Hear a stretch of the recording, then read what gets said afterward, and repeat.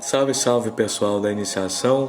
A gente vai começar aqui uma das últimas aulas e é a que eu acho mais importante. A gente vai falar hoje sobre a relação entre orientador e orientando. É uma relação que traz muitos problemas para quem não sabe manejar e manipular, né? Porque é uma relação entre pessoas, né? Uma relação bem parecida com a relação entre casados, entre namorados, entre quem toca numa banda, né? Você tem que às vezes sair um pouco do seu espaço para compreender a situação do outro. Então, ao longo do meu caminho, principalmente com pesquisa, eu fui observando alguns colegas, eu fui vivendo algumas coisas e eu decidi montar esse tópico em cima disso. Tem muita frustração por parte de alunos, principalmente, de orientandos, né? Vocês vão ser chamados de orientandos a partir de agora, porque não sabem o X da questão, tá? Não sabem aonde a andorinha dorme. O que eu quero dizer com isso? Muitas vezes o orientando chega cheio de paixão pelo tema dele, cheio de alegria, de vontade de fazer, e achando que aquele projeto, que é dele, que é do orientando, é a coisa mais importante na vida do orientador. E não é. E essa discrepância de objetivos, de expectativas, gera muita frustração. Vocês têm que lembrar, gente, que o orientador provavelmente vai ser casado, ou vai ter filho, ou vai estar namorando, ou vai ter sonho e projetos pessoais. Provavelmente na nossa área o cara vai tocar, vai fazer concerto. O seu projeto, ele é uma gotinha no oceano, na vida do orientador, né?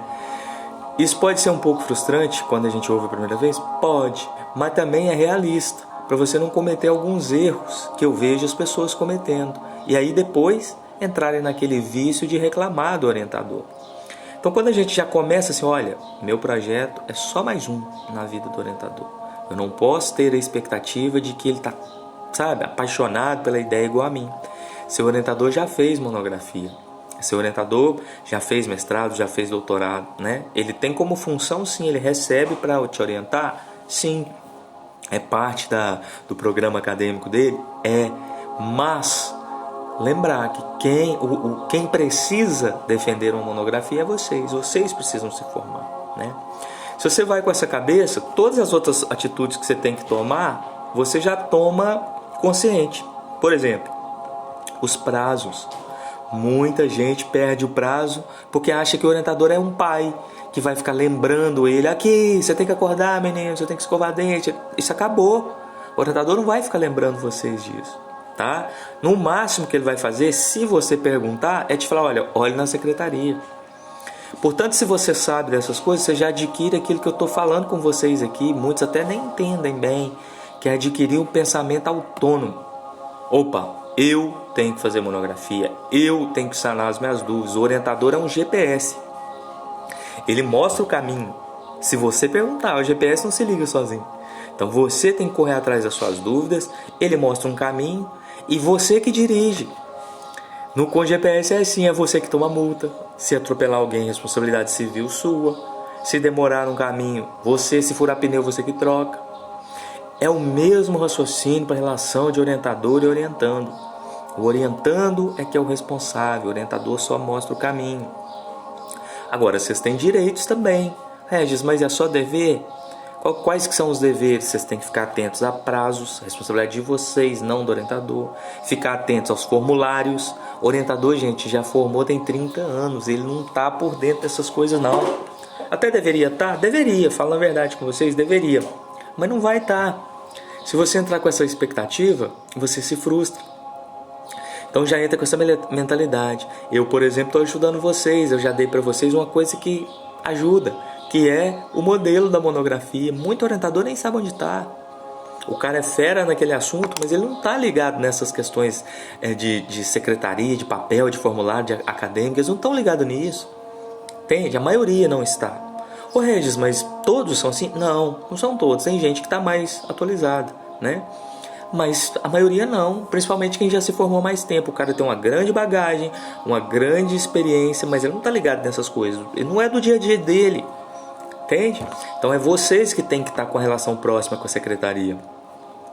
E aí, a partir dessa ideia, saber, gente, tudo tem que ser antecipado, o interesse é seu. Se você tem um interesse de se formar, por exemplo, em 12 de dezembro, você tem que pensar que você tem que entregar esse texto antes para o orientador, para que possa ler. Você já tem que ter no seu planejamento que talvez esse texto vai ser lido por outros professores, então você tem que contar esse tempo. Então você tem que escrever ele 1 mês, 2 meses antes da data de entrega. Muita gente fica lá panguando, tontão, e não pensa nessas coisas. Aí o cara não consegue concluir a monografia e fica chorando da vida. Monografia talvez é a primeira coisa na academia que fala com você assim: ei, você deixou de ser menino e virou homem. Ei, você deixou de ser mocinha e está virando mulher. Primeira coisa, porque você tem que ser autônomo. O orientador não vai na biblioteca para você não, meu filho. O orientador não vai escrever para você não, gente. Eu vejo a expectativa de vocês aí, né? Ô Regis, você vai ajudar? Você vai dar um feedback no nosso texto? Vou dar um feedback de orientador, que é de mostrar caminho. Eu vou ler o PowerPoint de vocês e vou dizer assim: olha, eu achei confuso esse texto. Mas eu não vou te falar qual texto pôr no lugar, não. É você que tem que fazer. Porque senão eu não estou te orientando, senão eu estou fazendo para você. Aí eu virar autor, não pode, é plágio. Muita gente entra com essa expectativa que o orientador vai escrever para ele. Portanto, se você quer fazer uma monografia, leia. Falei para você, estou repetindo. É você que tem a obrigação de ler. O orientador provavelmente vai te indicar livros, artigos, CDs, material bibliográfico, fonográfico. Ele é um GPS, vai te indicar. Mas quem tem que fazer é você. Ele não vai ler para você, não. Adianta você chegar aqui, professor, eu li esse artigo aqui, ó. Ele não vai ler com você, não. Ele tem tempo para isso, gente. Ele está fazendo as coisas dele, né? Então, vocês desculpem se eu estiver sendo muito duro, mas essa é a realidade, bater na porta, que vai fazer você sofrer menos e se preparar. Chega já, sabe, com a cabeça erguida, fala: não, eu vou resolver o problema, vou depender o mínimo possível do meu orientador. Então, se você chega com uma boa ideia, já ajuda. Se você chega já sabendo o básico, gente, se você manda e-mail para o seu orientador para saber como é que faz uma citação, você desanima o cara. Fora que muitas vezes ele vai responder seu e-mail 2 meses depois. Portanto, chegue no orientador, já logo no primeiro momento, quando ele te aceitar, quando tudo estiver resolvido, e fale: professor, quanto tempo eu tenho com você por semana? Qual canal? Vai ser por e-mail? Vai ser pessoalmente? Vai ser no Zap? Que horas que é melhor para eu tirar minhas dúvidas, que eu não te incomodo? Já pergunta para ele, já pede para ele o seu horário bom. Talvez ele marca com você lá um encontro presencialmente, 14 horas, mas 13h40 ele busca o filho dele na escola. Fria, vai atrasar. Então tem essas coisas humanas em mente, sabe? Tente esquivar dessas coisas sabendo que existe, sem cobrar do orientador, a partir da atividade de vocês, da iniciativa de vocês, tá? Então se antecipe quanto a prazo, se antecipe nos encontros, como é que vai ser, quanto tempo que vocês têm, estejam sempre à frente, cronologicamente falando. Se você quer formar, se você quer entregar a monografia pronta em dezembro, lá para outubro já esteja com tudo pronto. Porque eles atrasam, eles viajam, eles adoecem, eles fazem curso no exterior, eles não conta que ele está por sua conta não, porque ele não está. Você vai sofrer se você fizer isso. Mas vocês têm seus direitos também. O orientador ele tem por missão indicar a você bons caminhos. Então ele não vai lá com a pessoa conversar para você não, ele vai te indicar para você ir.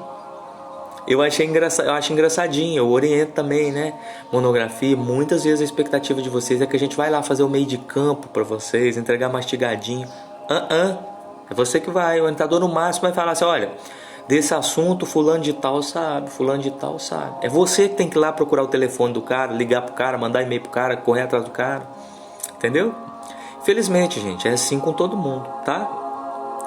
Tirem da cabeça essa ideia de que vai ter ali um paizão que vai mascar as coisas para vocês, que vai te dar o dinheiro para você ir para a festa open bar e depois vai te buscar depois da festa. Não tem não. Você vai ter que trabalhar para ir para sua festa open bar e depois vai ter que voltar de Uber, tá? Monografia é assim.